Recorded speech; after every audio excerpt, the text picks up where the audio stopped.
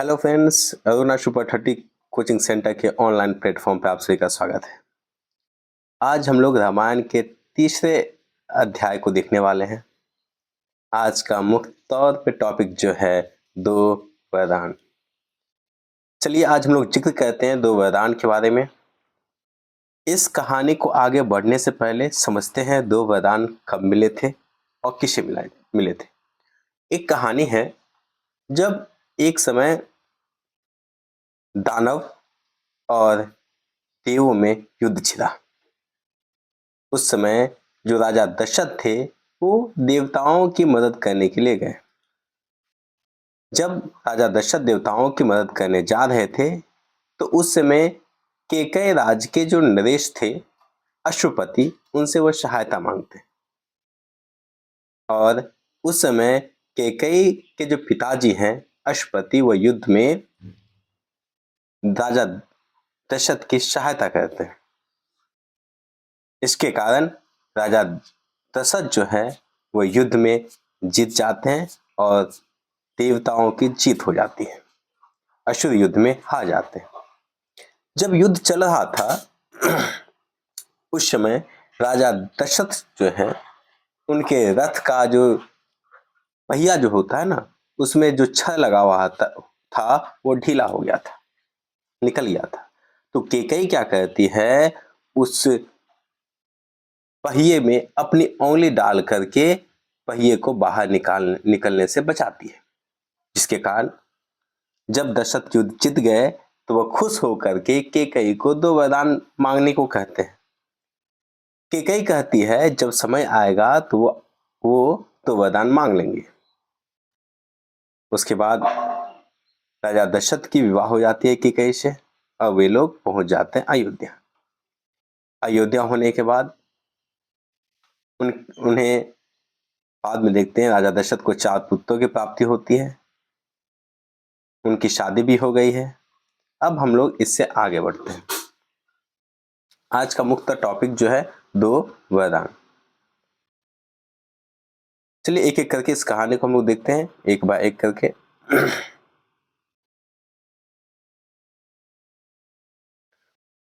अब है कि राजा दशरथ के मन में अब एक ही इच्छा बची थी। क्या इच्छा बची थी? इससे पहले राजा दशरथ के मन में एक इच्छा थी कि राम का विवाह हो जाए, जो तो हो गया। अब राजा के मन में एक इच्छा बची है कि राम का राज्य अभिषेक हो जाए। अब वो चाहते हैं कि राम को क्या बना दिया जाए, युवराज बना दिया जाए और राम को दे दिया जाए अयोध्या संभालने को। क्योंकि अब देख रहे हैं कि राम जो है जब से वो आए हैं दशरथ शादी करके, तब से धीरे धीरे राम को राजकाज में शामिल करना शुरू कर दिए थे और राम जो है यह जिम्मेवारी बहुत अच्छे से निभा रहे थे। राम की जो विनम्रता है, विद्वता है और पराक्रम है, इसका लोहा सभी लोग मानने लगे थे और प्रजा के मन में भी यही विचार था कि राम जो हो वो अयोध्या का युवराज बने। हम लोग जानते भी हैं कि राजा दशरथ के बहुत प्रिय राम थे। इसका विश्वास तो तभी हो गया था जब विश्वामित्र आके दशरथ से उनके पुत्रों को मात्र कुछ दिनों के लिए मांगते हैं। इतने में दशरथ की हाल क्या हो गई थी, देखा हमने अध्याय 1 में। अब आगे देखते हैं। दरबार में राम का सम्मान लगातार बढ़ रहा था। धीरे धीरे राजा दशरथ जो हैं वो वृद्ध होते चले जा रहे थे, इसलिए उनके अंग जो हो रहे थे वो शिथिल सा हो रहे थे। अब पहले जैसे राजा दशरथ काम नहीं कर पा रहे थे। राजा दशरथ जो है वृद्ध हो चले थे, इसलिए वह मुनि विशिष्ट से इस बात पे विचार करते हैं। क्या विचार करते हैं? वो कहते हैं कि हे मुनि, अब मैं लंबे समय तक राम ये जो राजकाज है वो मैं संभाल नहीं पाऊंगा, इसलिए मैं आपसे आशा करता हूं कि अब ये जो कार्यभार है वो राम को सौंपना चाहता हूं। वो कह रहे हैं। अब क्या है, इन बातों पे सब में सहमति हो जाती है। राम को युवराज का पद दे दिया जाए, इस बात का सहमति होती है। अब एक दिन जो है राजा दशरथ वो अपना राजदरबार में आते हैं और सभी लोगों से यह सम्मति लेते हैं कि मैं चाहता हूं कि युवराज का पद किससे दे दिया जाए, राम को दे दिया जाए। अगर आपकी क्या राय है आप ही बताइए। मेरा तो यही विचार है, राजा दशरथ कहते हैं, और कहते हैं अगर आपकी इससे भिन्न राय है तो मैं उस पर विचार करने को भी मैं तैयार हूं, आप बताइए। सभा में तुमुल ध्वनि के से राजा दशरथ के प्रस्ताव का स्वागत होता है। राजा दशरथ जो प्रस्ताव दिए कि राम को राजकाज संभालने को दे दिया जाए, सभी लोग राजा दशरथ के प्रस्ताव से सहमत हो गए। तो राम की चारों तरफ जय जयकार होने लगी। जब ये राजा दशरथ सुनते हैं देखते हैं तो उनके मन में संतोष आ जाता है। उसके बाद वो कहते हैं अगर आप लोग यही चाहते हैं तो फिर शुभ काम में देरी क्यों होना चाहिए। मेरी इच्छा है कि राम का राज अभिषेक कल सुबह ही कर दिया जाए। जब यह समाचार मिलता है नगरवासियों को तो एकदम पूरे नगर में खुशी छा जाता है और पूरे नगर में इसका खुशी का माहौल होने लगता है। राज्याभिषेक की तैयारी भी शुरू होने लगती है। भरत और शत्रुघ्न उस समय अयोध्या में नहीं थे। जिस समय राजा दशरथ अपने लोगों से बातचीत कर रहे थे कि राम को राजगद्दी संभालने को दे दिया जाए, राम को युवराज बना दिया जाए, तो उस समय भरत और शत्रुघ्न नहीं थे। तो बात है कि गए कहाँ थे ये लोग, अपने नाना के यहाँ केकयराज के यहाँ गए थे। भरत कई बार चाहे कि वह अयोध्या लौट आए लेकिन उनके नाना उसे आने नहीं दे रहे थे। इसलिए भरत को अयोध्या में होने वाली कोई घटनाओं के बारे में मालूम नहीं था। वो यह नहीं जानते थे कि उनके पिताजी क्या निर्णय लिए हैं। उन्हें यह भी मालूम नहीं था, उन्हें यह भी नहीं मालूम था कि अगले दिन राम का राज्याभिषेक होने वाला है। और केकई से एक दिन में भरत और शत्रुघ्न का आना यह भी संभव नहीं था। मतलब इतने दूर केकई राज था कि वहां से एक दिन में अयोध्या लौट पाना दोनों भाइयों के बस में बात था ही नहीं। तो राजा दशरथ क्या कहते हैं, इस बारे में राम से चर्चा करते हैं और कहते हैं भरत तो यहाँ नहीं है लेकिन मैं चाहता हूं कि राज अभिषेक का जो कार्यक्रम है वो रोका ना जाए, वो अपने नियत समय पे कल ही होना चाहिए। दशरथ कहते हैं राम से मैं चाहता हूं कि तुम राजधर्म का पालन करो, यही कुल की मर्यादा भी है। अब कुल की मर्यादा की रक्षा तुम्हारे हाथों में है, इसलिए हे राम तुम क्या करो, राज अभिषेक के लिए तैयार हो जाओ। तुम्हें अयोध्या का राजकुमार बनना है। राज अभिषेक की तैयारी रानी केकई की दासी ने भी देखी। अब जानते हैं केकई की दासी कौन है, मंथरा है। लेकिन जब पहली बार उन्होंने सुना तो उसे समझ में नहीं आ रहा था कि हो क्या रहा है। उन्हें ऐसा लग रहा था मानो कोई अनुष्ठान होने वाला है, ऐसा अनुष्ठान जिसकी रौनक इतना उसने पहले कभी नहीं देखी। ऐसी अनुष्ठान ऐसी सजावट उसने आज तक नहीं देखी। इसलिए केकई क्या थी, अचंभा में थी। सॉरी, मंथा जो थी वो अचंभे में है।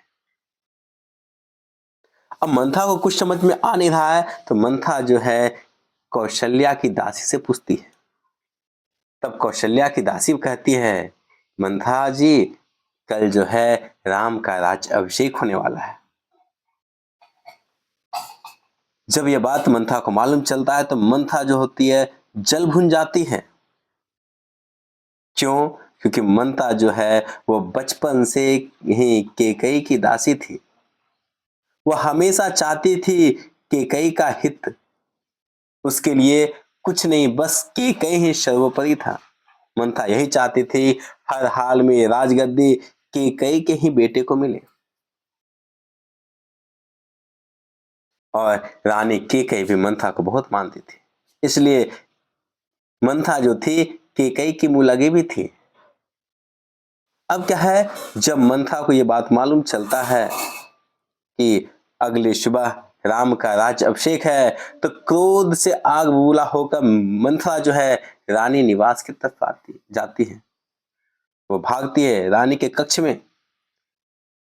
मंथा जो है बूढ़ी हो चुकी है, इसलिए वो केकई के कक्ष जाते जाते वो हाँफने लगती है, लेकिन उसका चेहरा जो है गुस्से से लाल है, उसकी सांसें मानो ऐसा लग रहा है कि अब उखड़ सा जाएगा। जब वो कक्ष में पहुंचती है तो वहां देखती है कि रानी केकई जो है वो सो रही है। अब वो क्या देखती है कक्ष में पहुंचने के बाद कि रानी केकई क्या है, सो रही है, और जाती है और रानी केकई को जगाती है, बोलती है, अरे मूर्ख रानी, उठो उठो, तेरे ऊपर जो है भयानक विपदा आने वाली है। यह समय जो है यह सोने का नहीं है, होश में जगो, उठो उठो, तुम्हारे ऊपर विपत्ति का पहाड़ टूटने वाला है। बेचारी रानी जो थी, बेचारी सो रही थी। जब ये बात सुनती है रानी जो है वो चौंक कर उठती है। क्यों? क्योंकि रानी को कुछ समझ में आ ही नहीं रहा था कि मंत्रा कहना क्या चाह रही है, कौन सी विपत्ति, कौन सा विपदा, रानी को तो कुछ समझ में नहीं आ रहा था। तो रानी पूछती है, मंथा क्या तुम कुशल हो? तुम इतनी घबराई क्यों हो, बताओ तो मंथा कहती है, कैसा कुशल, कैसा मंगल, सब अमंगल होने वाला है केकई, तुम्हारे सुखों का भी अंत होने वाला है। क्यों? क्योंकि महाराज दशरथ जो हैं वो राम का कल राज्याभिषेक करने वाले हैं। उन्होंने निर्णय ले लिया है जिससे अब तुम्हारे लिए आने वाला समय सुखी पूर्वक होगा ही नहीं, और तुम्हारे ऊपर विपदाओं का अंबार आने वाला है। लेकिन जब यह बात सुनती है केकई कि कल राम का राज्याभिषेक होने वाला है, तो केकई क्या करती है, खुशी के मारे अपना गले का हार उतार करके केकई को पहना देती है, सॉरी मंथा को पहना देती है। केकई जो है वो अपना गले का हार निकालती है और वो मंथा को पहना देती है। अब बोलती है, मैं बहुत प्रसन्न हूं। कौन कही? केकई कहती है, मैं तो बहुत खुशी हूं कि कल मेरा पुत्र, मतलब पुत्र के साथ ही संबोधन की, क्योंकि पहले जो है केकई जो है वो आज भी राम हो चाहे लक्ष्मण हो, भरत हो, शत्रुघ्न हो, किसी के साथ भेदभाव नहीं करती है, इसलिए पुत्र के साथ संबोधन कर रही है कि राम युवराज पद के लिए हर तरह से योग्य है, इसलिए राम को ही क्या होना चाहिए, युवराज होना चाहिए। केकई भी कहती है। तो मंथा कहती है, ऐ रानी, तुम्हारी बुद्धि जो है फिर सी गई है, मत मारी गई है। सवाल राम की योग्यता का नहीं है, राजा दशरथ जो है तुम्हारे साथ षड्यंत्र कर रहे हैं, राजा दशरथ जो है तुम्हारे अधिकार छीन रहे हैं। मंथा क्या कहती है गुस्से में, जो अभी के कई जो हार दी थी उसको उतार के फेंक देती है। यह षड्यंत्र नहीं तो क्या है बताओ? कल सुबह राज्य अभिषेक है और तुम्हारा पुत्र कहाँ है, बताओ तो। मंथा अब जो है केकई को भड़काने का काम कर रही है, बोलती है, बताओ, ठीक है राम का राज्य अभिषेक होने वाला है, लेकिन बताओ तुम्हारा पुत्र है कहाँ? तो केकई कहती है, मेरा पुत्र तो ननिहाल गया हुआ है। तब बोलती है मंथा, भरत को जानबूझ करके ननिहाल भेजा गया है, यहां तक छोड़ो उसे सम्मेलन में भी बुलाया नहीं गया है, समारोह में भी बुलाया नहीं गया है। बताओ बताओ केकई, बताओ आखिर क्यों? अब मंथा जो है अपनी बातों से केकई को उलझा रही है, केकई से कई प्रश्न पूछ रही है, बताओ। धीरे धीरे बोलते हुए केकई का स्वर उग्र हो गया। स्वर जो है बहुत, अब केकई जब ये बात सुनती है मंथा से, तो केकई धीरे धीरे गुस्सा हो जाती है। उन्होंने मंथा को डांटा और कहा, राम के प्रति मेरा स्नेह जो है वो अगाध है, वह मुझे माँ कह के सम्मान देता है, और तुम्हें उसमें षड्यंत्र दिखाई देता है। इसमें कोई षड्यंत्र नहीं है, राम मेरा ही पुत्र है, वो मुझे माँ कह के बुलाता है, राज्य अभिषेक उसी का हो तो क्या दिक्कत है, पुत्र तो मेरा ही है। कि कहीं डांटते हुए समझाती है मंथरा को, राम के बाद भरत ही राजा बनेगा, राज सर्वदा ज्येष्ठ पुत्र का ही होता है। ये केकई समझा रही है मंथरा को, नियम तो यही है कि राज में जो भी बड़े पुत्र होते हैं, राजा का जो बड़ा पुत्र होता है वो सदैव ही राजा बनता है। मंथा पे इस फटकार का कोई प्रभाव नहीं हुआ। मंथा टस से मस नहीं होती है। उसके लिए यह दशरथ का षड्यंत्र था। मंथा अभी भी उसको दशरथ का षड्यंत्र ही मान रही थी। वो रानी कैकेयी के पलंग पे आके बैठ गई, उसके बहुत निकट आके बैठ गई और कैकेयी के चेहरे की ओर देखते हुए उससे कहा, तुम बहुत भोली हो कैकेयी, तुम बहुत नादान हो। अगर आप देखेंगे तो यहाँ इस चित्र को देखिए, जो मंथा है वे कैकेयी के बगल में आके बैठ जाती है और बहुत समझाती है। मंथा कहती है, हे रानी तुम बहुत नादान हो। क्या हो? तुम बहुत नादान हो, तुम बहुत भोली हो, तुम्हें अभी नहीं समझ में आएगा आने वाले संकट के बारे में।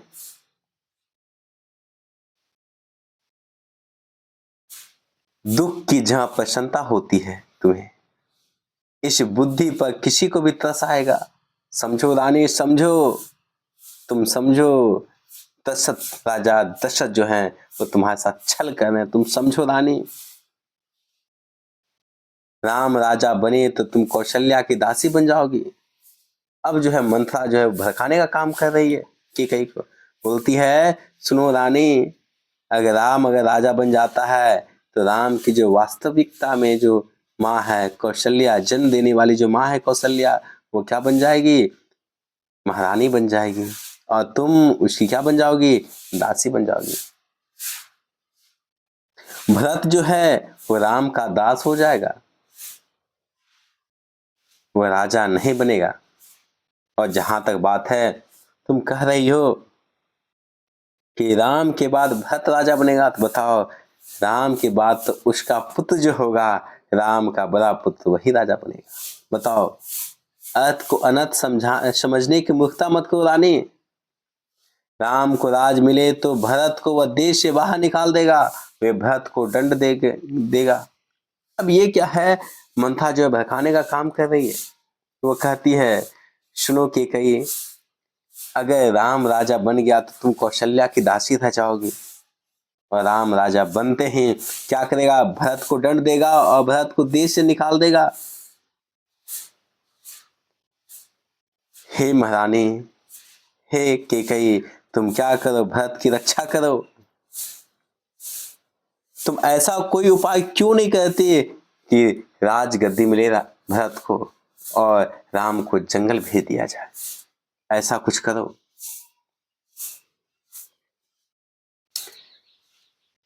जब मंथा कई बार समझाई कैकेयी को, तो धीरे धीरे कैकेयी का बुद्धि भी भ्रष्ट होने लगा।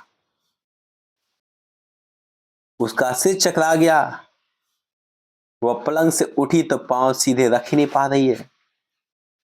कैकेयी के आंखों में आंसू है। कैकेयी का मन जो है वो भारी हो गया है। अब जो अभी तक वो राम का राज्याभिषेक की बात सुनकर जो खुशी थी, अब उसके जहां पे धीरे धीरे खुशी गायब और क्रोध बढ़ने लगा। जो मंथा तर्क दी, उसमें लगा कि वास्तव में मंथा के तर्क में तो सच्चाई है। ऐसा ही होगा कि राम के बाद तो मेरा बेटा राजा बनेगा ही नहीं। नियम तो यही है कि राम का जो पुत्र होगा वही राजा बनेगा। अब मंथा का जो तर्क था, ये बात तर्क जो है कैकेयी को समझ में आने लगा। कैकेयी जो है मंथा की बातों में आ गई। कैकेयी जो है वो आंसू पूछते हुए मंथा से कहती है, मंथा अब तुम ही बताओ मैं क्या करूं? तो मंथा क्या होती है, पलंग से उठ जाती है और बोलती है, कैकेयी के पास जाकर के खड़ी हो जाती है, बोलती है, याद करो रानी, वो बात याद करो जब राजा दशरथ ने तुम्हें 2 वरदान दिए थे और दशरथ से अपना वचन पूरा करने को कहो। अब जो है मंथा जो है वो कैकेयी को 2 वरदान याद दिलाती है और कहती है, याद करो वो दिन जब राजा दशरथ का तुमने युद्ध में साथ दिया था। और राजा दशरथ जब युद्ध जीत गए थे, वो खुशी से तुम्हें बोले थे 2 वरदान देंगे। तो मंथा बोलती है, मंथा कहती है कि कैसे, आज वो समय आ गया है, तुम अपना 2 वरदान मांगो। पहले वरदान से भरत के लिए राजगद्दी मांग लो और दूसरे वरदान से राम को 14 वर्ष का वनवास। अब ये है,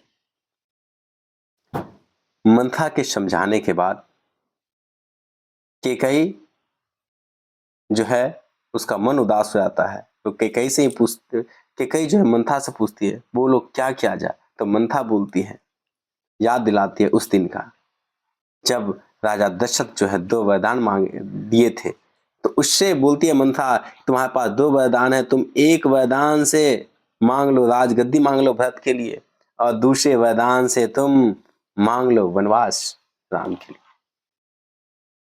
अब जो है मंथा के मन में ये समझ में आ गया, ये तो हो सकता है। कैकेयी के मन में ये विचार आ गया, ये तो संभव है, मुझे 2 वरदान मिला था। अब जो है कैकेयी का चेहरा तमतमाया हुआ था गुस्से के कारण। उन्हें लगा कि मंथा बिल्कुल सही कह रही है। उसके मन में अब भी एक प्रश्न था कि यह बात दशरथ से वह कैसे कहे, उन्हें रानीवास बुलाए या प्रतीक्षा करें। अब ये सोच रही है कैकेयी कि बताओ ये बात हम कैसे कहें राजा दशरथ से कि हम उनसे 2 वरदान मांगना चाहते हैं, वो भी ऐसा। जब ये सोच रही होती है तो मंथा जो है वो कैकेयी के मन की बात भांप लेती है। मंथा को समझ में आ जाता है कि कैकेयी सोच क्या रही है। तो कहती है कैकेयी, क्या कहा, तुम क्या करो, तुम मैले कपड़े पहनो और कहां चल जाओ, कुभवन चली जाओ। मतलब गंदे कपड़े पहनो और कुभवन चले जाओ। जब महाराज दशरथ आए तुम उनकी तरफ देखना भी मत, बात मत करना। वो समझाती है मंथा कैकेयी को, तुम एकदम गंदा कपड़ा पहन लो, फटा चिटा कपड़ा पहन लो, चले जाओ कुभवन की तरफ। जब राजा दशरथ आएंगे तो तुम उनसे बातचीत मत करना, तुम उनकी तरफ देखना भी मत। और तुम तो राजा दशरथ की प्रिय रानी हो ना, तो तुम्हारा वो तो दुख देख ही नहीं पाएंगे। बस वही समय तुम्हारे लिए अच्छा होगा। तुम क्या करना, उन्हें पिछली बात याद दिला देना और क्या करना, तुम उनसे कहना कि वो अपना वरदान पूरा करें। उसके बाद क्या है, कैकेयी बोलते हैं मैं ऐसा ही करूंगी, महाराज की षड्यंत्र सफल नहीं होने दूंगी। कैकेयी भी अब मंथा की बातों में आ गई, बोलती हाँ मंथा मैं बिल्कुल ऐसे ही करूंगी, मैं जाती हूँ कुभवन, और महाराज जो दशरथ है जो षड्यंत्र कर रहे हैं मेरे खिलाफ, मैं उसे पूरा होने नहीं दूंगी। मंथा का लक्ष्य पूरा हो गया था। चलते चलते उसने रानी कैकेयी से कहा, राम के लिए 14 वर्ष से कम वनवास मत मांगना, और जाते जाते खा जाती है मंथा, ऐ कैकेयी सुनो, तुम राम के लिए 14 वर्ष से कम का वनवास मत मांगना। तब तक जो होगा इन 14 सालों में भरत क्या करेगा, राम काज ठीक से संभाल लेगा। जब तक राम जंगल से लौटेगा तब तक लोग क्या करेंगे, राम को भूल जाएंगे। अब जल्दी करो रानी, जल्दी करो, बहुत कम समय बचा हुआ है, तुम जल्दी जाओ। रानी कैकेयी जो है वो क्या कहती है, वही पुरानी वस्त्र पहन के कुभवन को चली जाती है और मंथा जो है वो रानी निवास से निकल जाती है। अब क्या है, राजा दशरथ जो हैं वो दिन भर गहमागहमी किए हैं, वो तैयारी में जुटे हुए हैं राज्याभिषेक की, इसलिए काफी परेशान है। और गहमागहमी होने के बाद वह महाराज दशरथ जो है तब उनको याद आता है कि उनकी 3 रानियां भी हैं। वो जाते हैं रानियों से मिलने के लिए, परंतु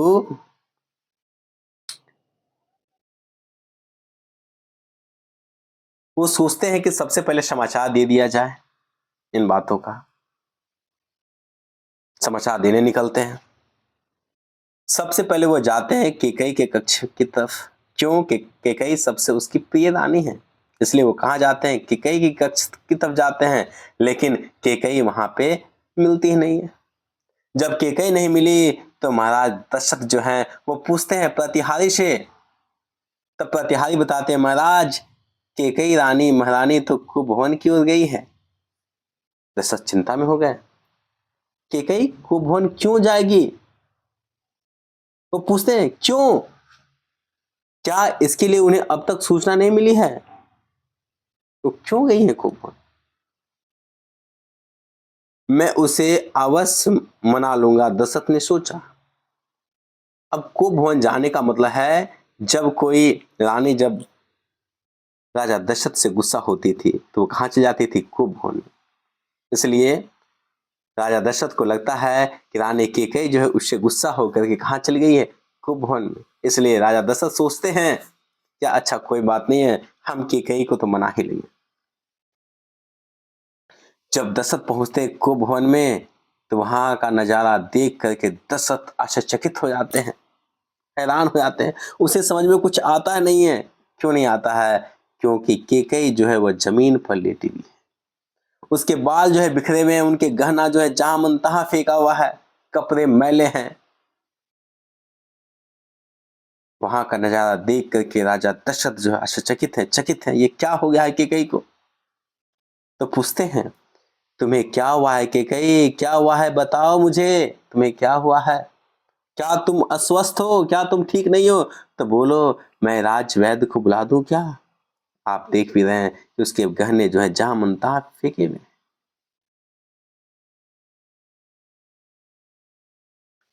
दशरथ ने कई सवाल पूछे लेकिन मंथा सिखाई थी तुम उसका जवाब मत देना, इसलिए कैकेयी उसका कोई जवाब नहीं देती है और सिर्फ कैकेयी रोती रहती है। तो राजा दशरथ कहते हैं, तुम तो मेरी प्रिय रानी हो ना, मैं तुम्हें प्रसन्न देखना चाहता हूं, तुम्हारी खुशी में ही मेरी खुशी है। बताओ मैं तुम्हारे लिए क्या कर सकता हूं? क्या मैं तुम्हारे लिए धरती आसमान एक कर दूं? दशरथ बहुत कैकेयी को मनाने का प्रयास करते हैं लेकिन फिर भी कैकेयी कोई प्रश्नों का उत्तर नहीं देती है। तो दशरथ अंत में क्या है, उसी भूमि पे दशरथ आकर बैठ जाते हैं, विनती करते हैं। तो कैकेयी कहती है, हाँ मैं बीमार हूं, मैं अपनी बीमारी के संबंध में मैं आपको बताऊंगी, लेकिन पहले आप मुझे क्या करेंगे? वचन दे, मैं जो मांगू उसे आप पूरा करेंगे। कैकेयी कहती है, क्या कहती है? हाँ मैं तो बीमार हूं, मैं तभी बताऊंगी, लेकिन कब? जब मैं आपसे जो मांगूंगी अगर वो आप देंगे, आप अगर ऐसा वचन लेते हैं तो मैं अवश्य बताऊंगी कि मैं बीमार क्यों हूं। राजा दशरथ को लगा क्या है देना, ऐसा क्या मांग लेंगी कैकेयी? तो उन्होंने क्या बिना सोचे समझे उन्होंने क्या कह दिया, हाँ कैकेयी मांग लो।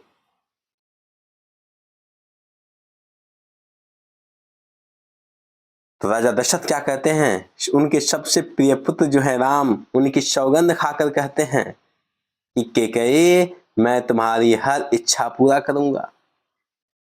जब दशरथ राम की सौगंध खाते हैं तो कैकेयी क्या होती है, उठ के बैठ जाती है और फिर कैकेयी कहती है, आप मुझे दो वरदान दीजिए जिसका संकल्प आपने वर्षों पहले रणभूमि में किया था। अब कैकेयी जो है दशरथ जी को वो बात याद दिलाती है, कहती है आपको वो बात तो याद ही होगा, वो युद्ध भूमि जब असुर और देवता युद्ध कर रहे थे तो हमारे पिताजी ने आपकी सहायता की थी। उस युद्ध में मैंने अपना उंगली डाल करके आपके रथ के पहिए को बाहर निकलने से मैंने बचाया था। आपको तो याद होगा ही महाराज, आपने उसमें क्या क्या बोला था मुझे कि मैं तो आपसे दो वरदान मांग लूं। मैंने क्या कही थी, समय आने पे मैं आपसे दो वरदान मांगूंगी। आपको तो याद है ना महाराज? कैकेयी कहती है, महाराज बोलते हाँ बिल्कुल हमें वो बात याद है, तो बोलो तुम्हें क्या चाहिए? तो कैकेयी कहती है, कल सुबह राज्याभिषेक भरत का हो, राम का नहीं। तो कैकेयी कहती है, पहला वरदान तो मेरा यही है महाराज कि कल सुबह जो राज्याभिषेक हो वो भरत का हो, राम का नहीं। दशरथ चौंक कर रह गए। मानो ऐसा लगा हो कि जैसे कोई दशरथ पे वज्रपात आके गिरा हो। और थोड़ा सा रुक करके फिर कैकेयी कहती है, महाराज मेरा दूसरा वचन तो सुन लीजिए, दूसरा वरदान तो सुन लीजिए, मैं क्या मांगना चाहती हूँ आपसे। दूसरा वरदान मेरा यह है कि राम को 14 वर्ष का वनवास हो। मतलब कैकेयी ऐसे दो वरदान मांग ली जैसे मानो कि राजा दशरथ पे पहाड़ आके टूट गया हो। तो जो राजा दशरथ कैकेयी को खुश करने आए थे, वो राजा दशरथ जो है अवाक रह गए, उनका सिर चकाने लगा, वहीं पे मूर्छित होकर गिर गए। कुछ समय के बाद राजा दशरथ को होश आता है। होश आने के बाद वो कैकेयी की तरफ देखते हैं बड़े कातर भाव से और कहते हैं, तुम यह क्या कह रही हो कैकेयी, तुम यह क्या कह रही हो? मुझे तो यह विश्वास नहीं हो रहा है कि तुम यह कह सकती हो। लेकिन कैकेयी जो है वो अपनी बातों पे अडिग रहती है। दशरथ कैकेयी की मांगों को अस्वीकार करते हैं और बोलते हैं, अनर्थ, ये अनर्थ है, ऐसा मत करो कैकेयी, ऐसा मत करो। जब देखती है कैकेयी कि उनका दाल नहीं गल रहा है, राजा दशरथ उनकी बात नहीं मान रहे हैं, तब कैकेयी क्या करती है, अपना अंतिम प्रमुख हथियार चलाती है। वो कहती है, याद है ना महाराज, रघुकुल का एक ही बात है, प्राण जाए पर वचन न जाए।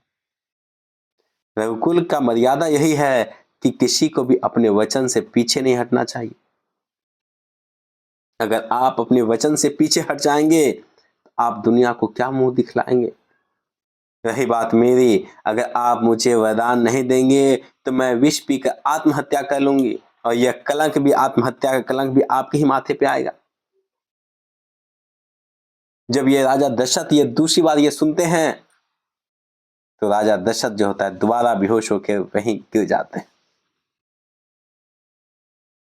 फिर जब राजा दशरथ को होश आता है, वो कैकेयी को समझाते हैं, कैकेयी के साथ सामने गिड़गिड़ाते हैं, भीख मांगते हैं, नहीं मानती है कैकेयी तो डराते हैं, धमकाते हैं, फिर भी कैकेयी टस से मस नहीं हुई और सारी रात इस तरह से ही बीत गई।